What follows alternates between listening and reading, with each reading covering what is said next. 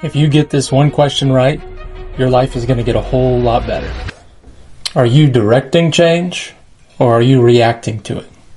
Change is a constant thing in life. It's the one guarantee. Everything's always moving, your body, your responsibilities, your circumstances, and none of it is going to wait for your permission to move, which is exactly why being prepared matters. If change is guaranteed, then the real question becomes, am I directing this change, or is it directing me?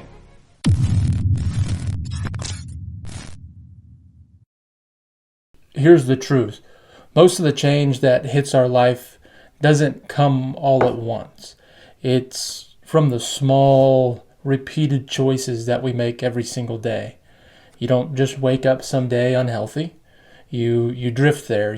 One skipped workout, one rushed meal, or one I'll start tomorrow.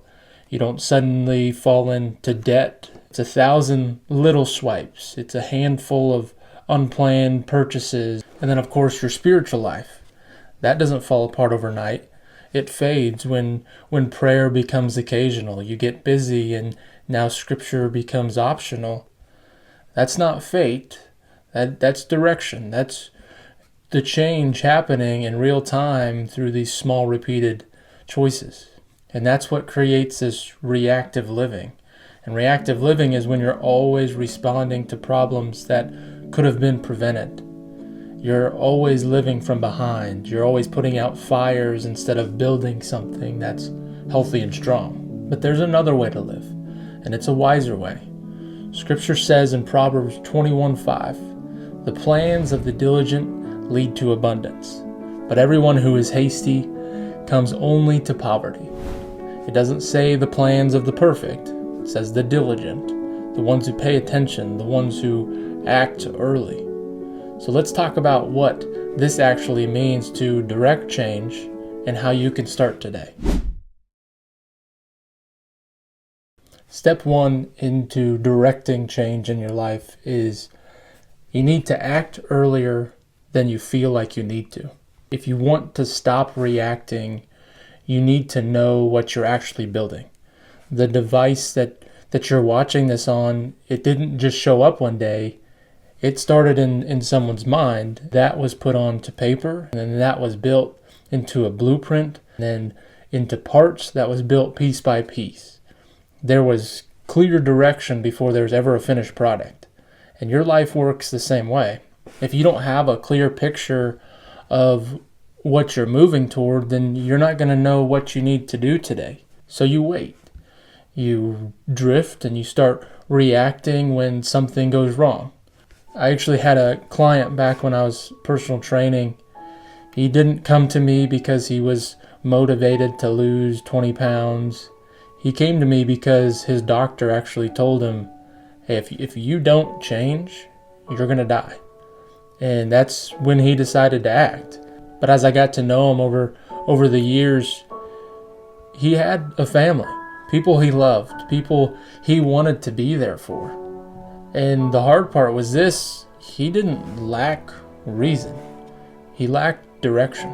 If his target had been clear earlier, perhaps to be healthier for his family, to have the energy to show up for his kids, to actually be present in his life. Maybe it's to walk his daughter down the aisle or to play with his grandkids eventually. Then his daily decisions would have made more sense. He wouldn't be reacting to what the doctor said. He would have been ahead of it. His choices would have been aligned with where he was trying to go. This isn't just about health. This works in every area of your life. If you don't have a clear target in your finances, you don't plan. You don't budget, and you just react to things when all of a sudden money's tight. If you don't have a clear target in your relationship, you don't invest intentionally. You don't have the conversations that matter, and you react when you start to feel distant. Same thing with your faith. If you don't show up consistently, if you don't create space for God, you're just going to react when something goes bad or when you feel disconnected. It's the same pattern. There's no target, no direction, and if there's no direction, you're going to drift. So here's what this looks like for you. It's get specific about where you're going, but not just at this superficial, surface level, I want to lose weight, or I want to be better, or I just want to be closer to God. Because although that's great intentions, that's not strong enough to carry you. You need something that actually matters to you, something with emotion, something that has weight with it. Instead of, I want to lose 20 pounds, make it, I want to be healthy enough to be there for my family. I want the energy to play with my kids. I want to be present in my own life. When it means something, you don't have to force yourself as much. Your goals, they give you that target, but it's that why, the reason behind the goals that's going to carry you when things get hard. And I'll go deeper into how to actually build that, because most people think they have strong reasons, but they really don't. So if you want help with that, make sure you're subscribed so you don't miss it. But for now, let's keep this simple. What's one thing that is actually going to move you towards that target? Maybe a short walk. It's cooking one real meal with whole food. Maybe it's 5 minutes with God, or tracking what you spend today. Now, by doing those little things, you're not waiting for a wake-up call. You're already in motion. All right, so the second thing that you can do to start directing change is just start paying attention instead of avoiding. Most people aren't confused. They know something needs to change, but it's just not bad enough yet. It's not bad enough to force action, but it's not good either. And that's a dangerous place to be, because you can sit there for a long time without even realizing it. It just feels normal. It's uncomfortable enough to know something's off, but comfortable enough to stay. And instead of dealing with it, it's easier to just leave it alone, because dealing with it requires honesty. It forces you to admit something that doesn't line up with how you've been living. So it just gets pushed to the side. But here's the problem. Avoidance doesn't remove the issue. It's just going to delay the cost. There's a simple way to think about this. Imagine a garden. If you don't deal with the weeds in a garden, they don't just sit there. They're going to spread. They're going to take up space. They're going to steal nutrients. They choke out what you actually want to grow. And after a while, it's not just a few weeds, it's now the whole garden. So instead of trying to fix everything, you need to start by paying attention. You need to take an honest look at your life. If something feels off and you haven't done anything about it because it's just comfortable enough to stay in that same place, take that as a sign it's your time to deal with it. It's time to take care of the weeds in the garden.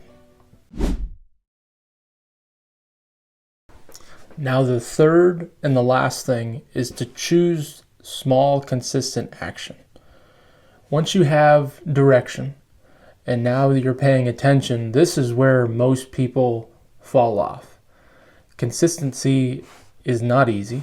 Some days you have the energy, some days you don't. And if we're honest, if everything depends on how you feel, you're not going to stick to it. A lot of people try to go all in when they decide to change. They go from zero to everything, then they burn out and end up right back where they started.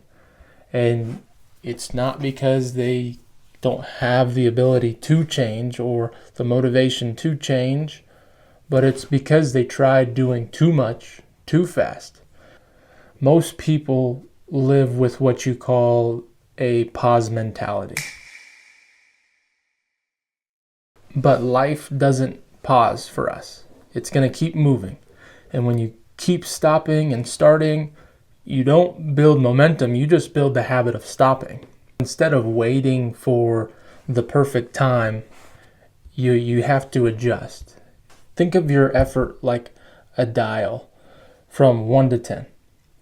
A 10 would be your best day. You've got the time, you've got the energy, you're in a good mood, you're focused. You can do everything that you plan to do. And then on the other hand is the 1, where it's your worst day. You're tired, busy, and you really just trying to get through the day. Most people will look at this like an off switch. It's either on or it's off. Instead, what you do is you adjust the dial. On a high day, you do more.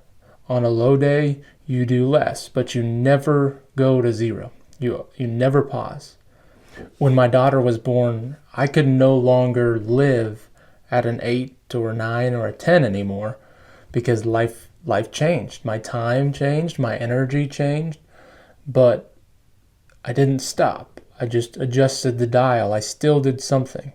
This is what it looks like to direct change. It's not waiting for perfect conditions, but continuing in the direction you've already chosen. So what does that actually look like? If your normal workout is 45 minutes, then on a low day, it might be a 10-minute walk. If you usually eat really well on those busy, hard days, it might just be making one better choice. If your time in Scripture and with God is usually longer, 20, 30 minutes, on those days where you just get a little behind, maybe it's a few minutes of prayer. It's not about doing everything. It's just about doing something, continuing to build momentum, to let these small positive choices compound. So every day, make your actions small enough to survive your worst days. If you plan only on what works on your best days, it's not going to work. So before you move on with your day, I just want you to recognize this. Your life is not standing still. It's constantly moving. And the direction it's moving is being shaped by what you do next. And you don't have to fix everything. You don't have to figure it all out. But you do have to decide if you're going to keep going the same direction or choose a new one. So ask yourself, are you directing change or reacting to it?